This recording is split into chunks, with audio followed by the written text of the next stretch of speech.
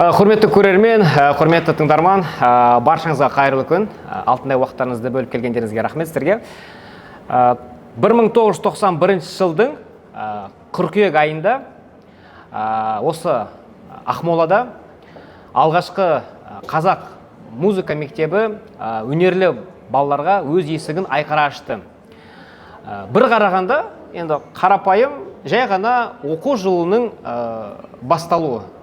Бірақ екінші жағы бар, сол жылы, сол күні қазақтың болашағына жаңа жол салынды. Яғни ұлтымыздың рухани болмысы, атап айтсақ музыкаға, өнерге, әуенге, күйге, яғни өзіміздің ұлттық құндылықтарымызға, оның ішінде оқушыға, шәкіртке деген ерекше махаббат, оны жетілдіруде жаңа бір жол ашылған болатын. Енді кеңес дәуірінде өз тілінде өнер үйретем деген үшін осы Ақмоладан қуғындалып, кейін егемендігімізді алғаннан кейін осы қаламыздағы қазақ музыка мектебінің ашылуындағы алғашқы жылындағы, яғни алғашқы қатардағы тұрған сол мектептің ашылуына үлесін қосқан қаншама шәкірт оқушы жетілдіріп 60 жылдық педагогикалық ұстаздық өтілімі бар, тәжірибесі бар ағамыз қаншама талантты балалардың әлемдік сахнаның шығуына үлесін қосқан Оспан ағамыз, қош келіңіз.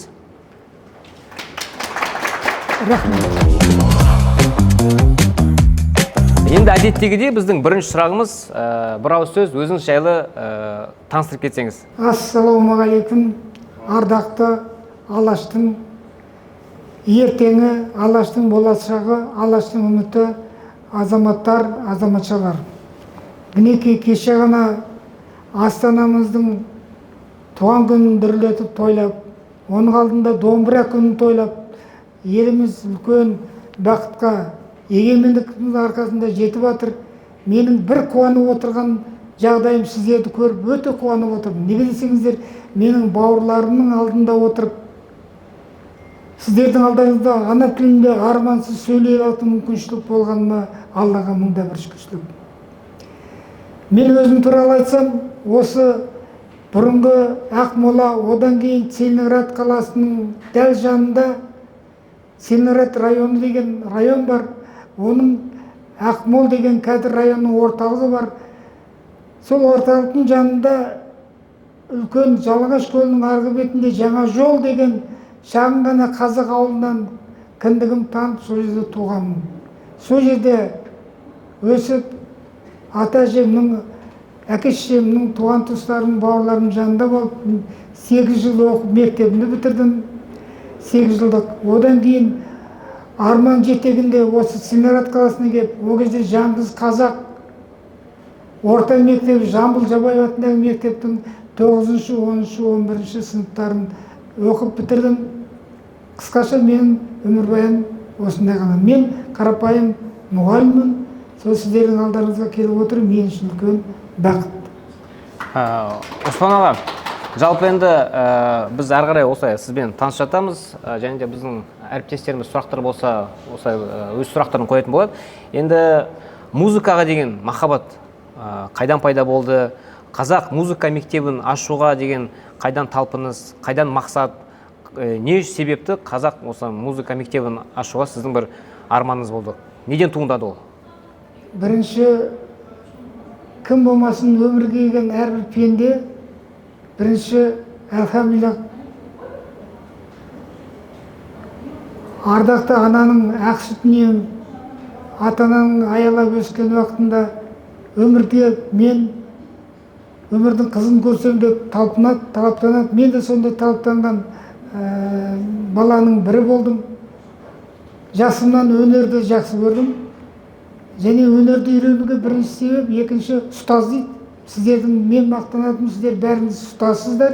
Ұстаздарды тәрбиелеп отқан ұстазсыздар. Жас болсаңыздар да ұстазға ұстаз болып жүрген азаматсыздар. Сондықтан еңбектеріңіз жемісті болсын. Сіз сияқты ұстаздардың алдында мен де өстім. Сол менің өнерге баулуыма ауылға келген жас маман Майдан Базарұлы деген, ол уақытта мұғалімдер училищесін бітірген болатын. Сол кісі математик бола тұрып, өзі 8 қырлы бір сырлы.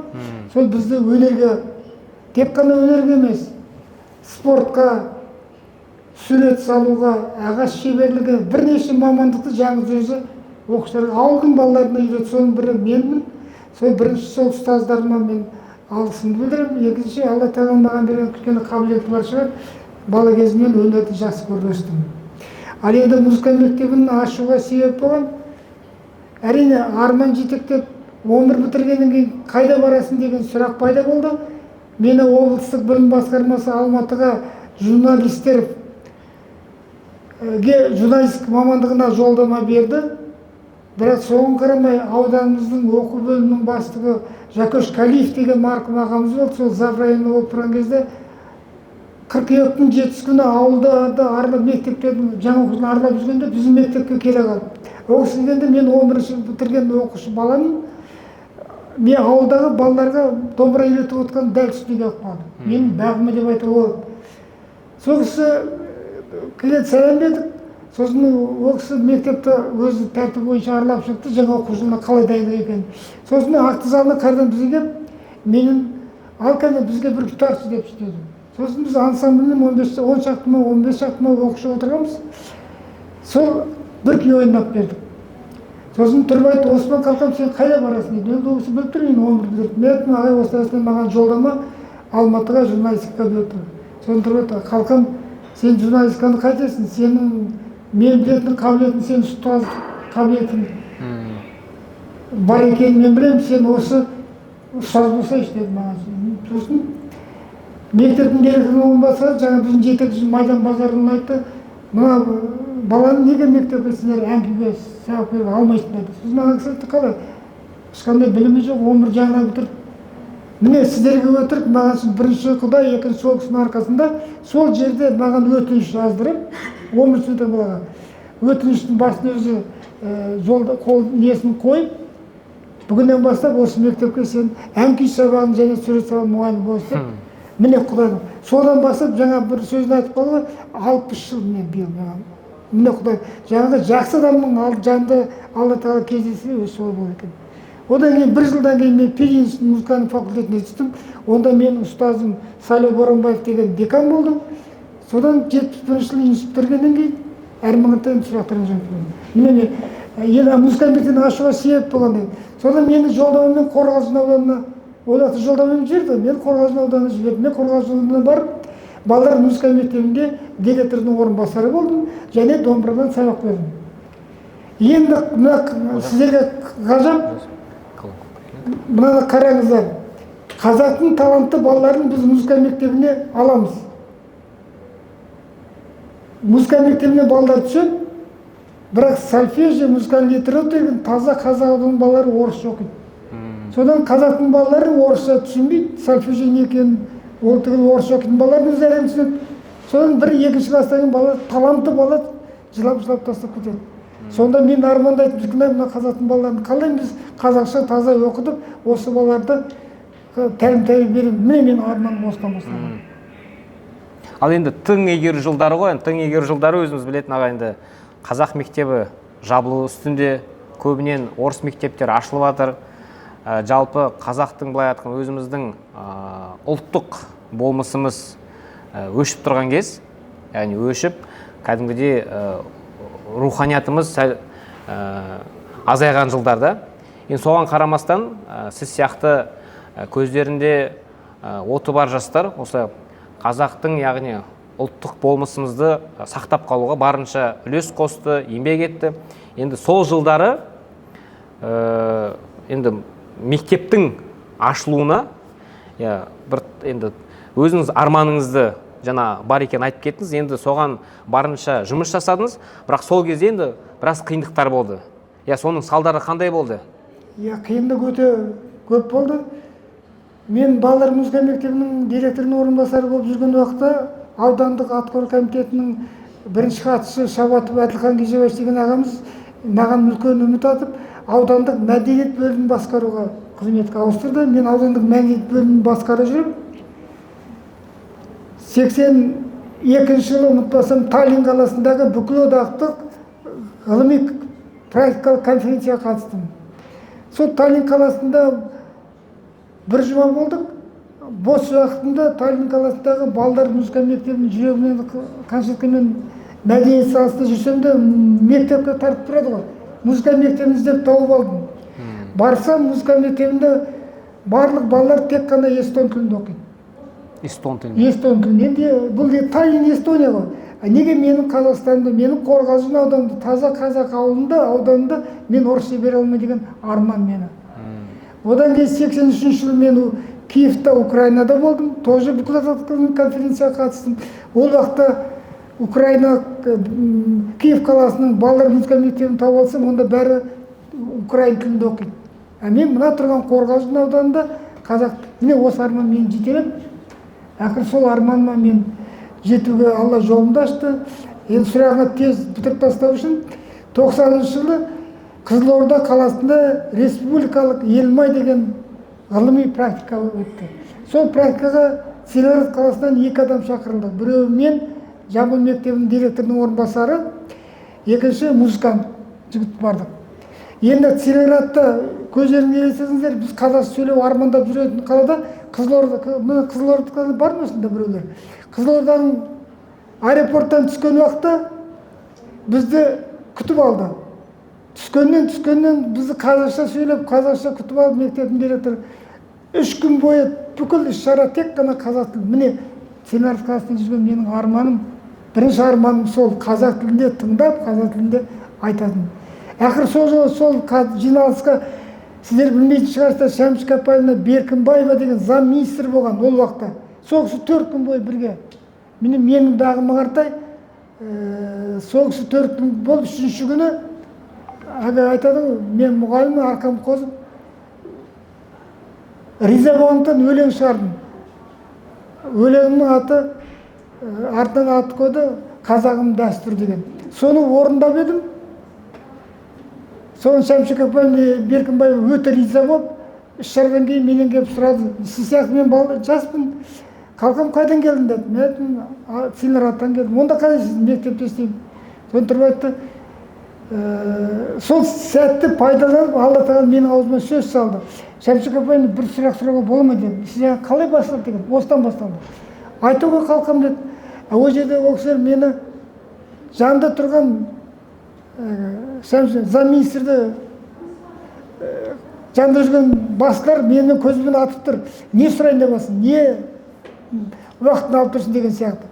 Айтуға қалқам деді. Сонда айттым, мен осылай Таллинде болдым, Украинада болдым, қазақ тілінде, өз тілдерінде оқыды, мен Қорғалжында қазақша балаларым жүрдім. Сонда қалқам, мына өзекті мәселе екен, мен саған қазір жауап бере алмаймын, сен менің қабылдауыма келші деді. Міне Құдайдың құдіреті. Содан зам министр өзі мені Алматыға шақырып, ауылға келіп, енді Целиноградқа келіп, директор айтсам сенбейді. Зам министр саған ше. Сол телефонмен қол қойған қағазын көрсетті, мінекей осының маған берген қағаз. Міне бірінші Құдай, екінші сол Шәмші Капаевна Беркінбаеваның арқасында арманым орындалып, 1990, бұл 90-шы жылғы оқиға, 91-ші жылы ең алғашқы қазақ ұлттық балалар музыка мектебін Целиноград қаласында ашуға маған нәсіп етті. Міне арманым орындалды. Тамаша. Ал енді кішкене артқа уақытты шегінсек, енді ашылуына дейін қандай салдары болды? Жаңағындай енді білімше оған дейін біраз жұмыс жасалған болатын. Қазақ музыка мектебін осы Целиноградта ашам деген кезде біраз енді қазіргі тілмен айтқан проблемалар болды да енді. КГБ келіп кішкене қысып дегенде енді сол жағынан толығырақ айтып кетсеңіз. Бұл енді 90-шы жылдан кейін ізденіс үстінде жүрген уақытта болған оқиға айналайын. Әрине мектеп ашу оңай емес. Ол уақытта бірінші Гаралудан есігін қағасың, одан кейін облыстық білім басқармасының есігін қағасың. Олар сені қабылдамайды, басшыларға жібермейді, орынбасарларына барасың. Маған айтты, сен не бой істеп жүрсің? Бізде мектептердің өзі жабылып жатыр, сен қайдағы музыка мектепті айтып жүрсің деген сияқты көп қарсылықтар болды. Бірақ сол қарсылыққа қарамай мен де енді ізденісінде талап түсті. Жаңағы менің бағыма Шәмші Капаевна кездесіп, содан басталды. Содан барып сол мектепті ашуға нәсіп етті. Әрине оның ашылғанның кейін де қиындықтары көп болды. Оның бәрі қазір енді артта қалған нәрсе. жаңа шет жағында айтып қалдым ғой, сен ұлтшылсың деген сияқты маған қара тақтады тағылды, бірақ шүкіршілік егемендіктің арқасында сіздердің алдарыңызда отырмыз. Оған тәубе деймін. Дұрыс. Кәдімгідей сонда мысалы Ақмолада кететіндей не істеді ма сізге? Бұл тағы да айттырмай қоймадым ғой. 91-ші жылы мен мектепті аштым. Қызық болып тұр ғой енді. 92-ші жылы мен енді мысалы рульде шегім жаңа мен әкелді ғой. Қандай ГАИ тоқтатса, бұл шегім жұпыңе тағылады. Менің машинадан бірден табам екен мынау ГАИ. Неге тоқтатты деген сияқты да. Егер сізге 3 әріп келсе, сен тұрсыздар ма 3 әріп деген? Түсініп отырмыз. Онда сіздер не айтарыңызды не қыласыздар. Маған сол уақытта сондай келді. Сен неге ұлттық балдар музыка мектебін деп ашып атсың деген сияқты сұрақтар қойды. Ақыры сол менің түбіме жетті, соңыма түсті. Оның бәрін айтсам ұзақ әңгіме. Сосын облыстық білім басқармасының орынбасары бір ағамыз бар да, Үзенбаев, Қуандық Үзенбаев деген, сол кісі мені шақырып алды. Бұл мен 1 жыл оқыдым, 2-ші жылға көшіп жатқан. Сосын тұрады, қалқам деді, мыналар сенің соңға түсіп алды деді. Сен қазір өзің өтініш жазып кетпесең, бар сені жоқып жүреді, и мектебіңді де құртады деді. Өзің ықтиярыңмен мен кетем деп хат жазды, сонда сенің мектебің сақталып қалады деді. Міне сол ағамыздың бір ауыз сөзімен мен және кете қойған жоқпын. Одан кейін осында сыйлы ағаларға бардым. Жаңа Шабатов атаған Гежаевич деген кісіге бардым. Сосын облыстық оқу бөлімі кәсіподағының бастығы Қаулеш Тұмауов деген ағам бар. Осы жағдай айтып едім. Сосын тұрады, Үзенбаев ағаң айтса ол жай айтпайды. Айналайын, сен жастың, тек ертең біреуге ұшырап кетесің. Қызмет табылады. Жазды, өтініш жаздым да кеттім, бірақ мен Целиноградтан қуып жіберді. Неге десеңіз, мен кочегар болмаймын, тракторист болмаймын, комбайнер болмаймын. Мектепте маған жұмыс бермей қойды. Мені қуып жатқан қалалық білім басқармасы. Түсініп тұрсыздар ғой да? Сондықтан мен оған қайтып, содан мен 92-ші жылы Целиноград қаласынан кетуге мәжбүр болды, бірақ мектебім сақталып қалды жаңағы ағалардың ақылының арқасында. 94-ші жылы, енді сіздер қазір біреу былай айтады, біреу былай айтады. Елбасы Назарбаевтың бұйрығы шықты. Астана қайда көшеді деді? Целиноградқа көшеді деді. Сонда ауылда қой бағып жүріп, қуанған қара қазақтың бірі мен боламын. Мен қолымнан не келеді? Бөрікті аспанға лақтырып, қолымнан өлең жазу керек. Ақмолам, Астанам деген өлең жаздым. Бұл 94-ші бұйрықтан кейін 95-ші жылы, 5-ші жылы мен уже орындай бастадым. 96-ші жылы ол өлеңімді Целиноград районының тамыз конференциясында Алла маған, мен музыкант өсірмін ауылында, қуып жүргеннен кейін. Сонда мен орындауға маған тура келді. Және қызық жері, Ақмол деген жаңа Малиновка деген астицы деген жоқ шығар. Бұрын Ақмолды Малиновка дейтін. Ол уақытта бәрі орысша болатын. Неміс, орыс, қазақша жоқ. Ол уақытта қазақша өлеңді айтырмайтын. Сонда мен музыкант болып жүрдім. Бір күнді директор маған Шубрикова деген 70-тегі апамызға айтты, Оспан Сүлейменович, келесі жылғы тамыз конференциясы бізде болады. Сен бір қазақша өлең дайына деді. Қазақша дегенді бірінші қабат естідім, мен 4 жыл жұмыс істедім ғой. Айттырмайтын енді. Сосын түсіндім, уже сен бұзылды ғой. Астана келейін деп жатыр. Содан мен жаңа айттым, мен Ақмолам Астана деген өлегім бар ма? Оған бәрібір елім айтасың ба, Қамаш айтасың ба, Балға айтасың, оған бәрібір. Елім Астанамды айта қой деді. Міне тамыз конференциясы, сіздер сұрағасын айтайын. Тамыз конференциясында мен жаңағы Ақмолам Астана деген әнімді алғашқы рет тұсаукесерден орындадым. Ол менде нотасымен бәрімен бар, өтірікші болмау үшін. Мен орындаған уақытта менің бағыма жаңа Шәмші Капалина Беркінбаева сияқты облыстық әкімнің орынбасары Светлана Жақияновна деген кісі, Жалмағанбетова деген апаларың, замаким келді облыстың. Ол кісі одан кейін сенаттың депутаты болды, қазір бар. Екінші облыстық білім беру басқармасының бастығы Дмитриенко Елена Александровна келді. Сосын институттың бастығы, ИПК дейді ғой, соның бастығы директор келді. Үшеуі келіп, мен конференция өткенде өлеңді айтқанда, жаңа Светлана Жақияновна сценарий бойынша олар кіріп кету керек. Залда 400 адам күтіп отыр. Ол кісі күтпей өлеңді аяғын дейін тыңдады. Сосын директордан сұрайды ғой, мына кімнің өлеңін айтты деп? Өзі автор деп. Сосын жаңа Светлана Жақияновна, сіздер сенесіздер ме? Қызыл, мен көз алдымда қазір, қызыл дорожкамен келіп, көтеріліп, бұрылып маған ол кезде ол кісі қазақша сөйлемейді, орысша сөйлейді. Мына кімнің өлеңі, кто автор деп сөйлейді. Сосын мен сөзінде ән жазған, мен дедім, енді орындаған өзім ғой. Жақынырақ микрофонға. Өзім орындадым. Сосын айтты, я говорю, первый раз слышу песню об Астана. Астана туралы Замагин мен бірінші қабат естідім. Бұл 96 жыл, бұл тарихта қалған нәрсе. 96 жыл Астана туралы әнді бірінші келді. Сосын, а вы откуда здесь? Қайдан жүрсің дейді. Ол біледі, мен бір телерадиода мектеп ашып жүрген. Бірақ Замагинге мен кіммін? Бір шылым келді, бір шылым ұшып кетті. Оны мен енді оған мен сіздерге айтқанда айта алмаймын ғой. Вот 4-й год работаю здесь дедім. Қазақша еді, мен орысша емес. Сосын үндеген жоқ, кіріп кетті. Сіздерге өтірік, маған үшін конференция біткеннен кейін 3 күннен кейін мені Аблоноға жұмысқа алды. Міне Құдайдың құдіреті. Бірінші жаңа Шәмшік апайымнадан кейін мен музыка мектебін аштым. Жақсының алды жағында жүрсе. Екінші мынасынан кейін мен 3 күннен кейін Аблоноға қызметке ауыстым. Қысқаша осы ғана. Ал енді жаңағындай 91 жылы мектеп ашылды. Тұсау кесілді. Енді мектептің ішіне кірген кезде, кабинетке кірген кезде, сонда қандай әсер болды алғашқы кезде? Енді ол әсерін мен айтып жеткізе алмаймын. Ол менің арманым болатын. Қаншама жылдан бері шіркін қазақ балалар музыка мектебін ашсам екен деп. Сол арманым орындалды. Сол мектепке алғашқы бісмілләхи деп кірген уақыттың өзіндегі менің қуанышымда шек жоқ. Онымен қазір сіздермен сөзімді жеткізе алмаймын. Ең қиыны маған, сіздер енді түсінесіздер ғой да, сол мектепте қазақша сабақ беретін мұғалім таба алмадым. Алғашқы кездегі сол проблема. Бірінші күннен бастап. Неге десеңіз, бәрі орысша бітірген, музыкалық училище, музыкальный пединститут орысша бітірген, консерватория бітірген, қазақша домбыра үйрете алады, а бірақ сольфеж, фортепиано, тобылғын, аспаптар бойынша сабақ беретін мұғалім таба алмадық. Бірақ сол қиындықпен жүріп, сол мұғалімдерді тауып, енді сол мектептің шүкіршілік, сол мектепте басында 50 оқушыны әрең деген таптық. Өйткені қазақ мектебі телерадиода жоқ, бірақ қазақ мектебі ата-аналарға жалынып, жалпы 50 баланы алып, бірінші жылы сол мектеп домбыра, баян, қобыз, бірнеше фортепиано класстарын аштық.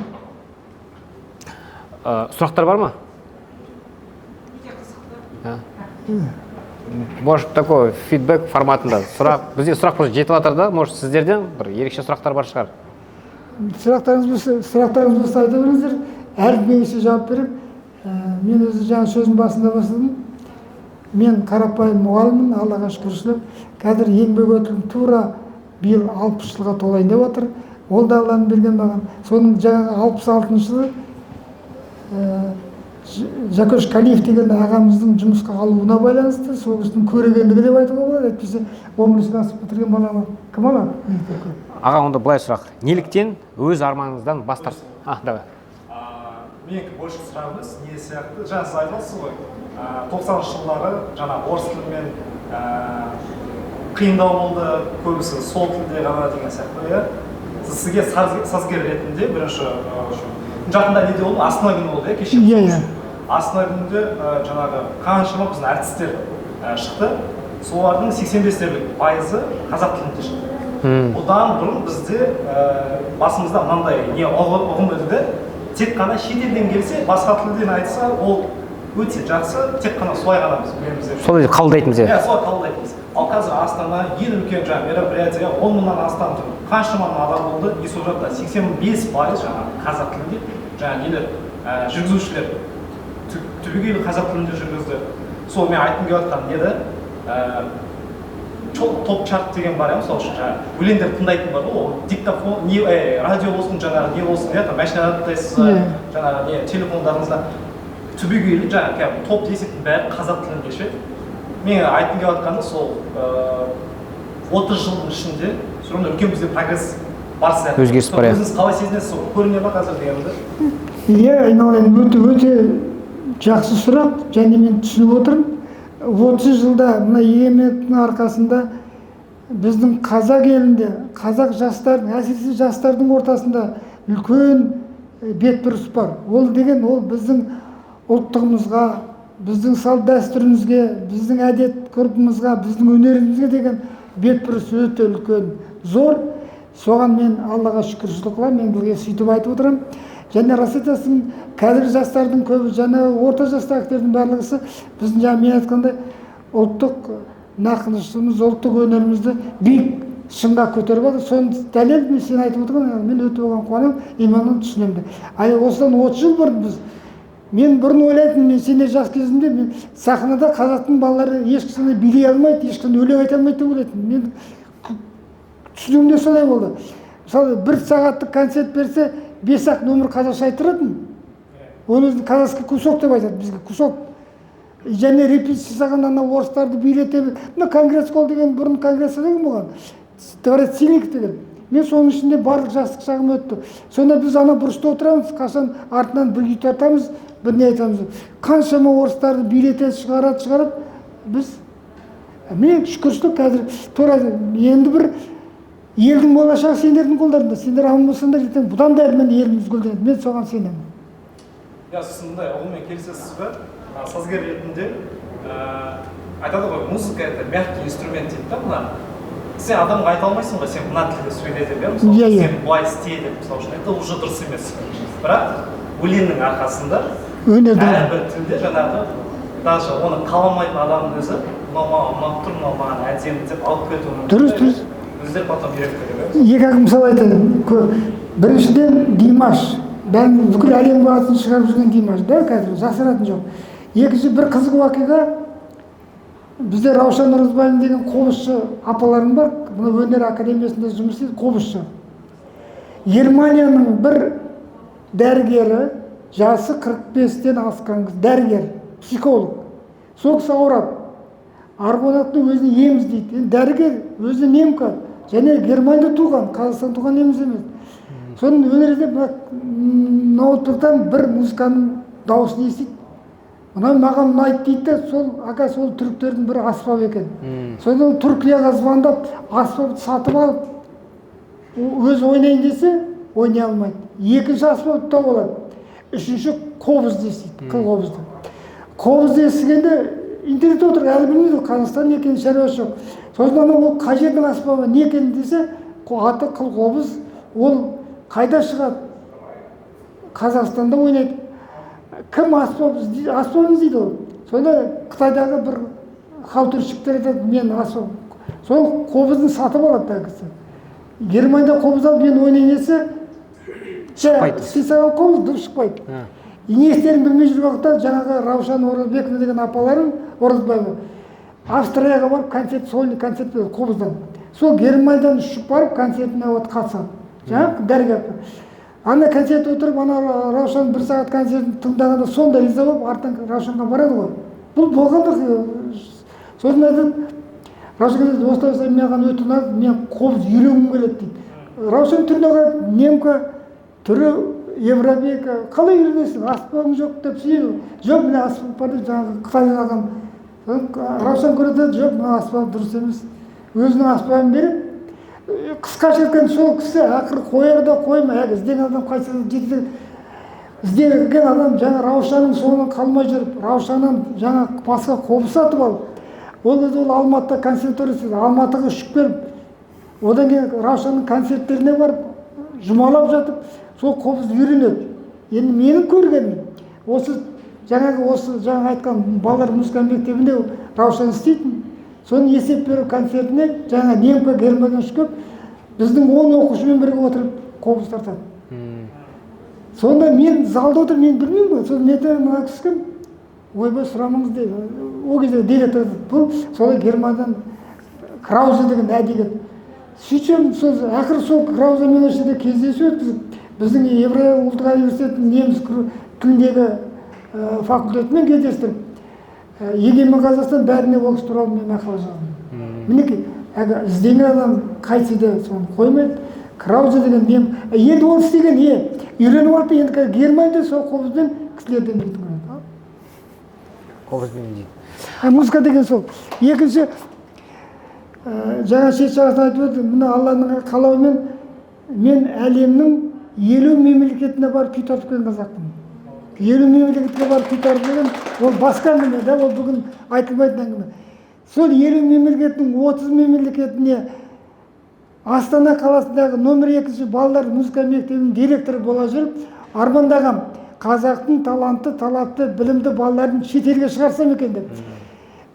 5 жылда 30 мемлекетке қазақтың жаңағы ансамблін апарып келдім. Соның бірі Францияға барған уақытта ансамбль күй ойнап отырмыз ғой. Нұрғиса Тілендиев аты толған француздар толып отыр. Үлкені бар, жасы бар. Бір кісі жылап отыр. Аты толғанда. Жаңа сіз айтыңыз музыка ешқандай. Сөйтсем ана күйдің әсерінен ана кісі жылап отыр. Соны көзімізбен көрдік. Балалардың бәрі оқыстар көрді. Міне осындай күйдің құдіреті сондай. Музыканың құдіреті айтайын деген. Ал енді жалпы уақыт бар әлі, уақыт бар. Балаға енді келетін болсақ, жалпы кез келген баланы ән айтуға, аспапта ойнатуға үйретуге бола ма? Сұрағың өте орынды. Менің мақсатым мында Алла тағала адам баласын пенде қылып жаратқаннан кейін ол адам баласына бүкіл қасиетті береді. Осы сіздердің бойларыңызда, мен ылғи солай айтамын, сіздердің бойларыңызда барлық қасиет бар. Бірақ ол өсу ортасына байланысты, өзінің өскен жеріне байланысты, тағы себептерге байланысты өзінің қалаған мамандығын қалайды. Біреу дәрігер болып кетеді, біреу ұстаз болады, біреу тағы механизатор болады, ғалым болады, инженер болады деген сияқты. Өнерге барлық баланы үйретуге болады. Мен өзім 60 жылдық іс тәжірибемде сондай басынан балалар өтті. Ал музыкаға келетін болса, жалпы музыка баланың дамуына қалай үлес қосады? Мысалы, оның рухани болмысына қалай рухын тәрбиелейді музыка? Мынау шетелде, әсіресе шетелді мысалға айта береміз ғой.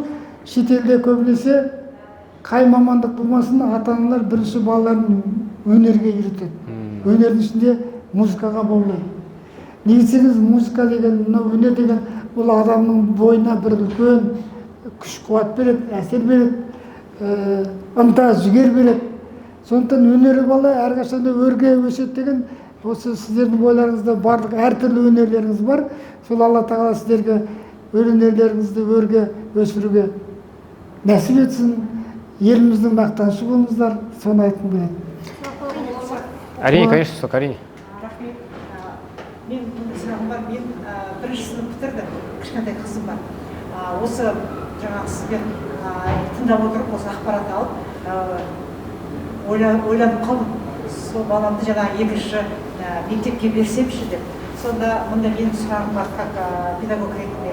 Мысалы, сіздің өзіңіздің авторлық бағдарламаларыңыз бар ма? Қандай әдіс тәсілдер қолданып, осы жаңағы тәрбие жағына көп әсер береді ғой, иә?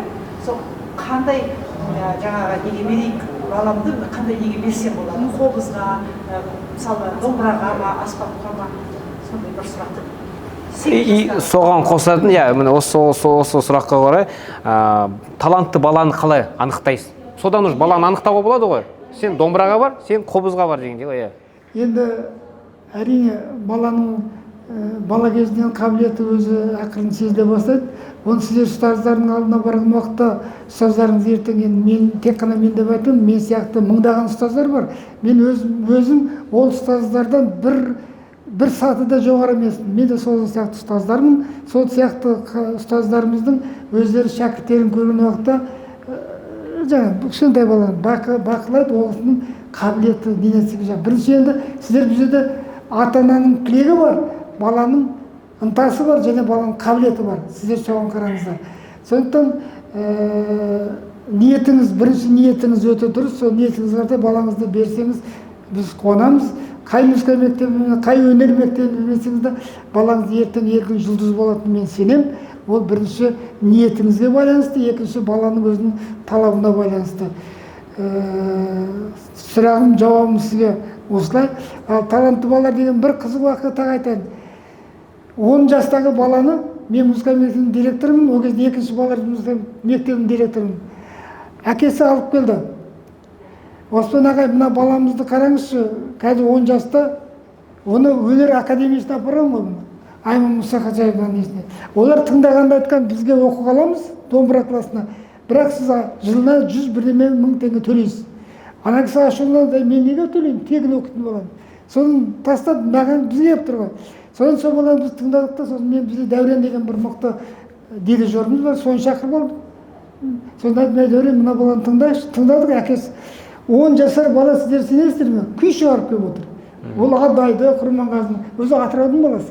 Адайды, Құрмағазының естеді күйлерін тартып отыр. Соны қоса өзі күй шығарып келіп отыр. Сосын біз аламыз, алдық, сол бала бізде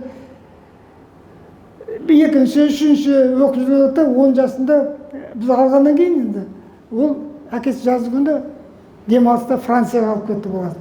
Францияда байқау болды екен. Мына 10 жастағы, 11-12 жастағы балалардың арасында байқау өткізген. Соған домбырасынан бала барды ғой. Жюрилердің алдында домбыра тартып, жюридің ішінде бір гитарист, мұғалім, профессор бар екен, соған баланың қимылы, саусақтары ұнайды. Танисың ба деген, танимын. Мына баланы айтады, бізге Францияға бер. Содан қалай? Сосын әкесі маған звондайды, ол сотканы жаңа шығып жатқан кезде. Оспан Шлемеш, шәкіртіңізді Францияға консерваторияға шақырып жатыр, не істейін? Сіз сияқты сұрақ қой жаңа. Енді ата-ана сіздер жаңғыз баланы тастап кете алмайсыздар ғой Францияға. Шешіңіздер әдейі шақырса ол үлкен біз үшін қуаныш бақыт. Содан сіздер сенесіздер ме? Бұл жерде Нұрсұлтан Назарбаевтың жанында үлкен қызметте жүрген ата-ана баласы үшін қызметін тастап Францияға көшіп барды.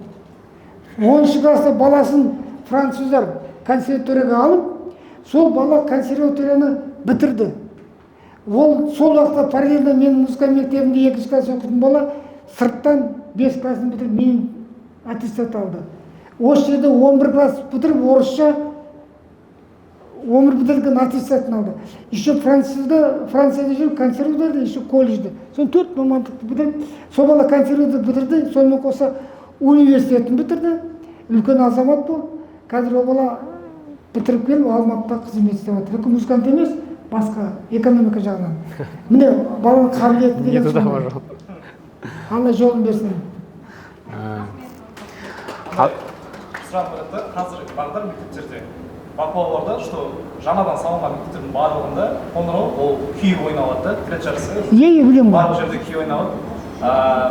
Сол жаңағы өсе келе біз жаңа колледжге түсеміз, универге түсеміз деген сияқты, ол сәл ана кетіп бастайды да, соны сақтау қаншалықты дұрыс деп ойлайсыз? Жаңағы универде, колледжде мысалы үшін мүмкін жұмыс уақытында да шығар. Жаңа обед уақыты деген сияқты. Өйткені мен қазір бақылауымша, мысалы үшін автобусда, мысалы үшін, лифтте, жаңағы қобыздың, жаңағы үндері шығуын көресің да, естисің де дегенімді. Соны жұмысқа енгізсе деймін да, әлде жаңағы колледж универге қаншалық дұрыс ойлайсыз?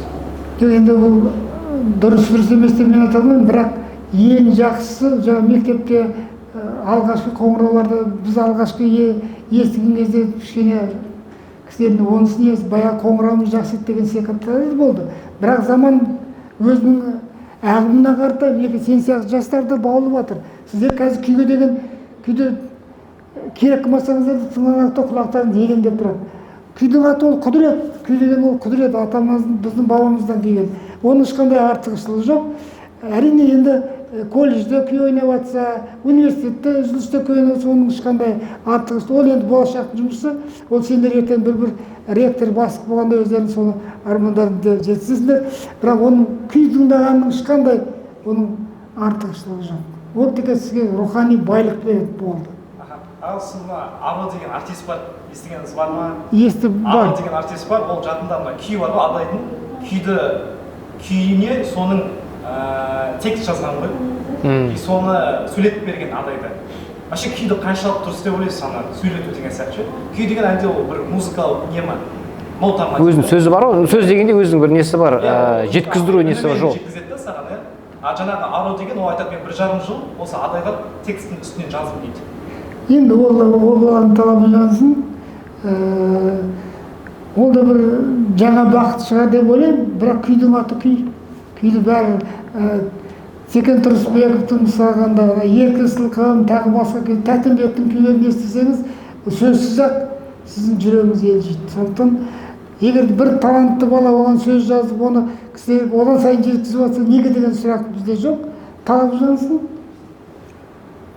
Ағанан сұрақ қойынды, қазір жалпы заманға сай балаларды бөлетті, альфа, Z, зумері де бөлетті.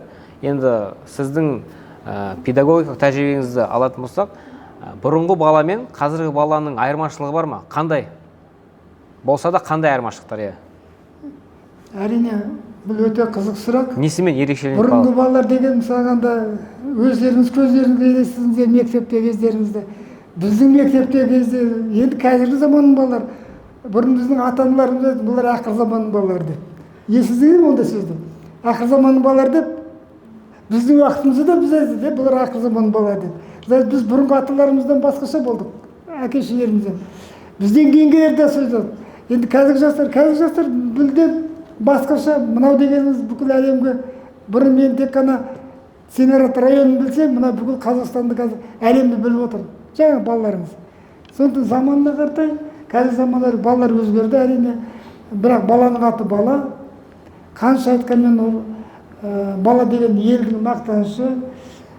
Балаға әрқашанда ата-ананың, ортаның бақылауы керек, бақылаусыз жіберуге болмайды. Балаға ең бірінші керек тәрбие. Ол ғалым болсын, ол кім болса ол болсын, бірінші керек тәрбие. Бізде имандылық керек. Имандылық деген сөз ол тәрбие. Жақсы жаным. Балалар қазір өзгерді. Есть еще один-два вопроса? Мен сұрақ бар еді. Иә. Аға, сіздердің өзіңіздің балаларыңыз осылай сіз сияқты музыкаға барды ма, болады ма? Жоқ, менің балаларым болғанда менің немерем барды. Немерем барды, шүкіршілік. Ол қазір политех бітірді. Қазір заманның ағымымен келе жатқан бала IT ме, соны бітірді, соны университетке түсті.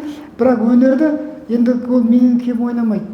Күй болсын, гитарада болсын, мен оның жанында жай ғана құр орындаушы болып қалдым.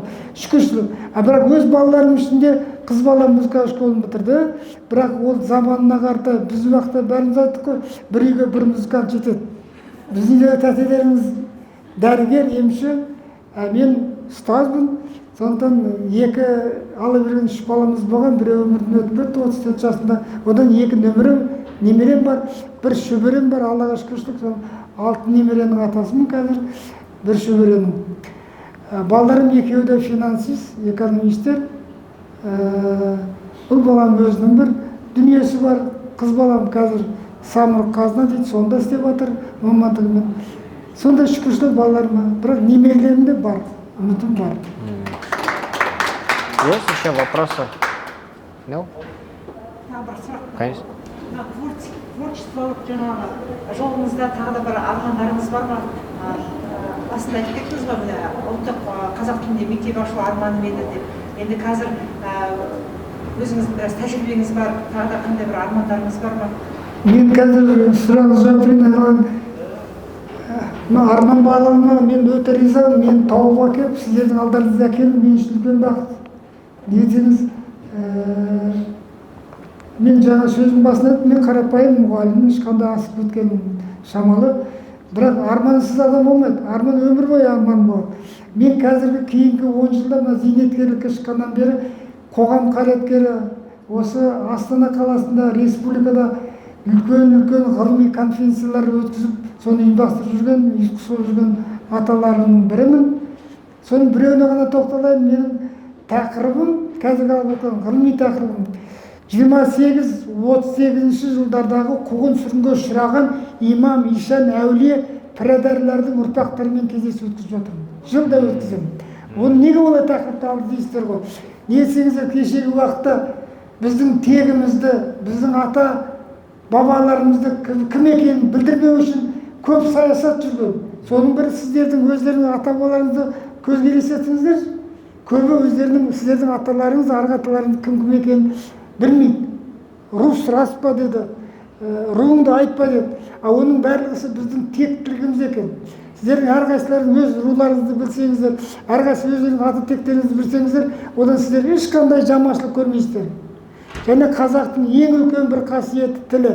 Мынау ұлан байтақ жерді ие болып тұрудың өзі, бұл біздің тегінен тег емес, ол сіздердің ата бабаларыңыздың рухтылығы, ата бабаларыңыздың әулиелігі, ата бабаларыңыздың тектілігі, ата бабаларыңыздың өз жеріне деген сүйіспеншілігі. Ұлан байтақ жерді кімі қалдырып кетті? Мен сіздермен біздер қалдырып кетті. Енді осы жерді біз ертең қалдыра аламыз ба, жоқ па? Ұрпақтарымыз соған ие бола ала ма, жоқ па? Біздің аталардың арманы сол. Жаңа сіз сұраңыз, біздің енді тілімізді қазір бастағы тақияны көріп тұрсыздар ғой, біз осы тақияны көбіне айтады, сіз қырғызсыз ба деп. мен қырғыз емеспін, мен қазақпын. Неге қырғызсыз дейді? Біздің тарихымызды білмегендіктен біз қырғыздың тақиясы осы, біз бәрін түркілдесеміз. Бірақ қырғыздар біздің енді қазір біздің кейбір тарихи аталарымыз дәлелдеп жатыр. Мынау тақия қырғыздардікі бөлек, айырқалпақ дейді, біздікі бөлек, олардың өздерінің белгілері бар, қазақтікі бөлек, біздің ата-бабаларымыз бұрын осындай тақия киген. Осы Астана қаласында ақсақалдар қоғамы бар, бұрын билер қоғамы дегенбіз. Ақсақалдардың көбі қазір осы жолда, осы бағытта жүрміз. Арманымыз сол, айналайын, еліміз гүлденіп, халқымыз бақытты болып, әсіресе ана мен Путинге хат жазам деген біздің келіндеріміз, қыздарымыз болмаса екен, солар азайса екен деген арманымыз. Естіген шығарсыздар, мектепті орысша класс ашып болсаңыздар, мен Путинге хат жазам деген қазақтың қыздары шыққан, келіндер. Сіздер ме жоқ па? Міне осылар бізге қауіпті. Біз қазір мақсатымыз сондай адамдардан елімізді Алла қорғасын, сақтасын деп жүрген жағдайымыз.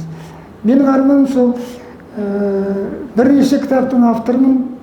Соның ішінде аузымды толтырып айтатын Ыбырай Алтынсариннің 175 жылдығына арналған ұстазға тағзым деген кітабын жарық көрді. Ол 400 беттен тұрады. Жанында жүрген жандардың жетістігін жазғансың, жарқырай жанған жұлдыздан жүрекке жылу жалғассың, жаратқан жалғыз жар болып, жамағаты ұстаздар қауымын қолдасын. Әмин. Алла сіздерді қолдасын. Осы ефикірмен менің кітабым жарық көрді. Біз Ыбырай Алтынсариннің 170 жылдығын атап өттік. Осы Астана қаласында 175 жылдығын атап өттік. Осыдан кейін 180 жылдығына, енді жыл аласа 185 жылдығына қазір дайындық үстіндеміз.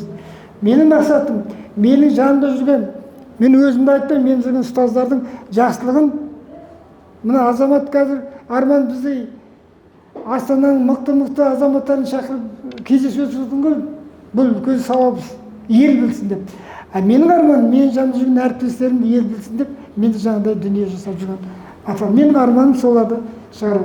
Мен бір жағынан журналистпін, мен деп айтпай қойын, Аллам берген 450-ге тарта мақалаларым жарық көрді. Соның бірі кеше ғана Астана ақшамында шықтым, неге ме Қазақстанға шығайын деп отыр.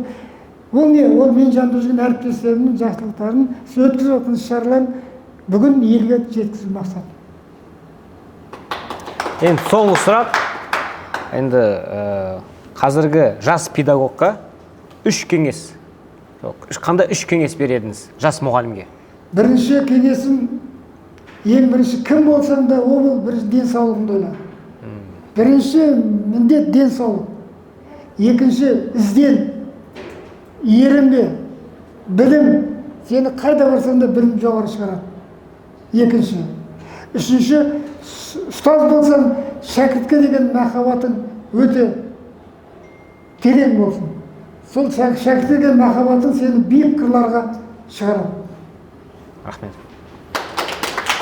Әріптестер, сұрақтарыңыз бар ма тағы да? Құрметті көрермен, тыңдарман, сіздерге көп рахмет. Пайн подкастқа тіркеліп, лайк, комментарий бассаңыздар, нұр үстіне нұр болмақ. Рахмет сіздерге. Әлемнің 50 мемлекетіне барып күй тартып бердім деп, ол енді Алланың берген маған бір бағы. Ең бірінші, ол кезде сіздер әлі туған жоқ шығарсыздар, туған жоқсыздар. 1972 жылы Германияда, 73 жылы Польшада, 79 жылы Қорғалжын ауданында қызмет жүріп, Венгрияда 79 жылы Қорғалжының оркестрін алып, Чехословакияға барып өнер көрсеттім. Сол өнерімді Алла тағала жолымды ашып, осы күні мақтаншақ шал болды. Өз аналарыңызды ардақтап өтсеңіздер, өз аналарыңызды құрметтеп өтсеңіздер, бұл ең зор бақыттың бақыты осы. Ал енді іштеріңізде ана болғандарыңыз бол, Алла тағала сіздерге сол балапандардың қызықтарын көріңіздер. Ана болмағаныңыздар, атақты ана болуға Алла тағала сіздерге нәсіп етсін. Мен мына күйімді сіздерге ана бақыты деген күйімді орындап берейін.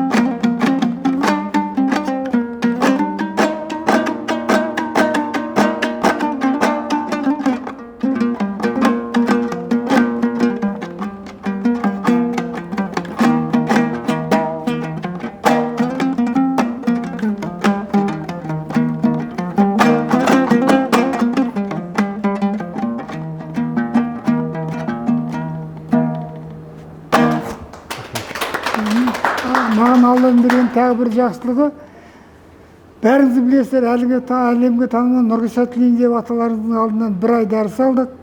Мен ол кезде Қорғалжын ауданының оркестрінің дирижері болып жүрген кезінде, және Нұрғиса Тілейін деп аталарыңыздың үйінде болып, жеңгеміздің қолынан дәм татып, Нұрғиса Тілейін деп атамыздың батасын алған жағдайым бар. Оны Егемен Қазақстанда Нұрғиса берген ақ бата деген атпен үлкен мақала шықты. Оған мен шүкіршілік қыламын. Сейілхан Құсайынов деген мықты композитор аталарың болды.